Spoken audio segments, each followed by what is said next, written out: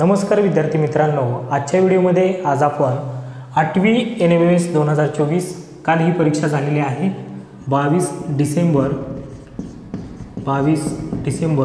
2024 कालच ही परीक्षा झालेली आहे आणि या परीक्षेचे 2 पेपर होते। पहिला पेपर होता मॅथचा, पहिला पेपर मॅथचा होता आणि दुसरा पेपर होता सॅटचा। तर यामध्ये मॅथमध्ये संपूर्ण बुद्धिमत्ता दिला, ठीक आहे, संपूर्ण बुद्धिमत्ता जो 90 गुणांसाठी विचारलेला होता आणि सॅटमध्ये गणित, त्याचबरोबर संपूर्ण सामाजिक शास्त्र हे आपल्याला कालच्या पेपरमध्ये होतंच। गणिताचे 20 प्रश्न होते, 20 प्रश्न आणि सामाजिक शास्त्राचे 70।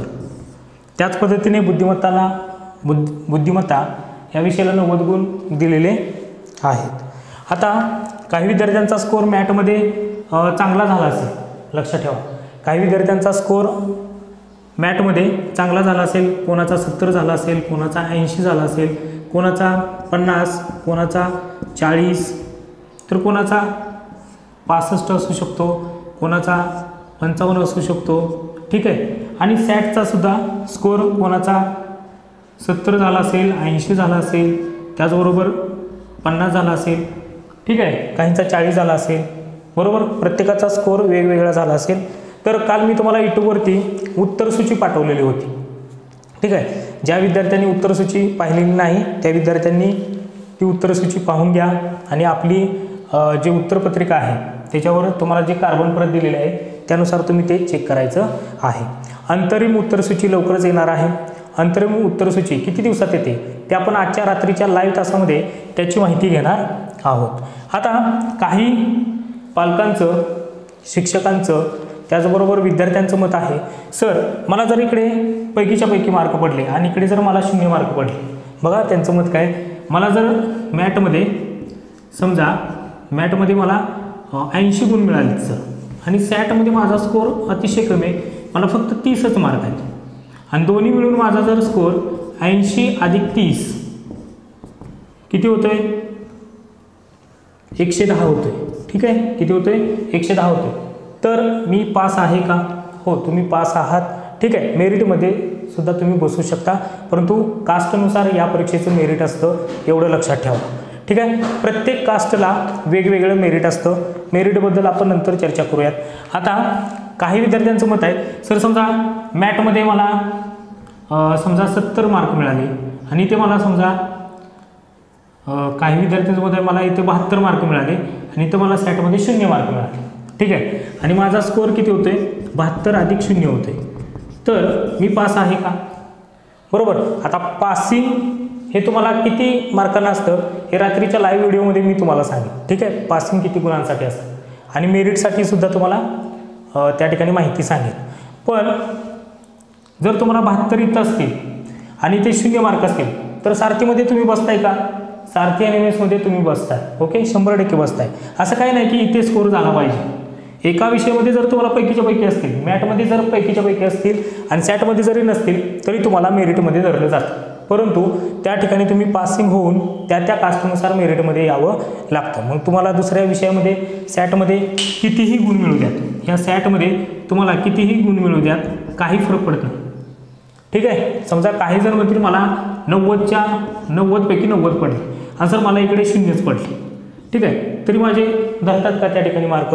हो, धरतात, ठीक आहे। तुम्ही हा पेपर दिलेलाच असतो, ठीक आहे, आणि 0 मार्क कोणालाच नसतात हे तुम्हाला पण माहीत आहे, मला पण माहीत आहे, ठीक आहे। काही ना काहीतरी मार्क पडलेले असतातच ना, 12 पडतील, कोणाला 14 पडतील, कोणाला चांगला स्कोर झाला असेल, कोणाचा 70 असेल, कोणाचा 50 असेल, ठीक आहे। त्याचबरोबर आपल्या यूट्यूब चॅनलवरती 8वी स्कॉलरशिपची जे विद्यार्थी आता पुढे तयारी करत आहेत, 8वी स्कॉलरशिप, तर त्यांच्यासाठी उद्यापासून आपण लाईव्ह तास घेण्याचं नियोजन करतोय, रात्री 8:30 ते 10। तर ज्या विद्यार्थ्यांना जॉईन व्हायचं आहे त्यांनी यूट्यूबवरती लाईव्ह यायचं आहे, ठीक आहे। तर अशा पद्धतीने तुम्हाला थोडीशी माहिती द्यायची होती की पासिंग कितीला असतं हे तुम्हाला मी माहिती रात्रीच्या लाईव्ह तासामध्ये देणारच आहे, परंतु ही शंका दूर करा की मला इथे सर कमी मार्क आहेत, तिथे जास्त मार्क आहेत, मग मी मेरिटमध्ये येणार का? अरे तुमचं जर तुम्ही कास्टनुसार येत असाल, आपल्याला एकूण गुण पाहिजेत, टोटल पाहिजे, फक्त काय पाहिजे? एकूण गुण. लक्षात ठेवा, एकूण गुण पाहिजेत आपल्याला, एकूण गुण आपल्याला फक्त पाहिजेत, लक्षात ठेवा.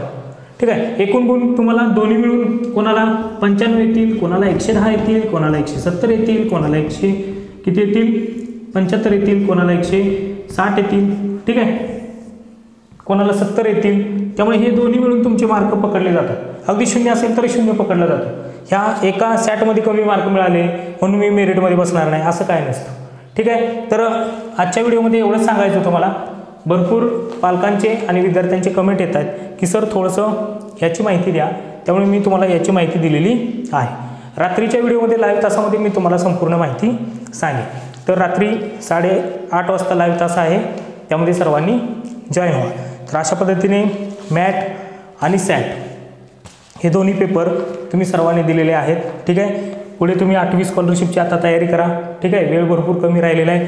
फक्त आणि फक्त तुम्हाला 45 ते 46 दिवस राहिले आणि ह्या 46 दिवसामध्ये तुम्हाला सर्व प्रश्न, गणिताचे प्रश्न, गणितामध्ये वेळ जातो तर गणिताचे प्रश्न पहा, बुद्धिमत्ताचा अभ्यास चांगला करा. बुद्धिमत्तेचा अभ्यास झाला आहेच तुमचा आता NMSमधून. त्यासाठी आपण 8वी स्कॉलरशिपमध्ये काय करायचं? गणित आणि बाकीचे जे विषय मराठी, इंग्रजी याच्यावरती सुद्धा काय करायचं तर भर द्यायचा आहे. भेटूया रात्रीच्या लाईव्ह व्हिडिओमध्ये. धन्यवाद.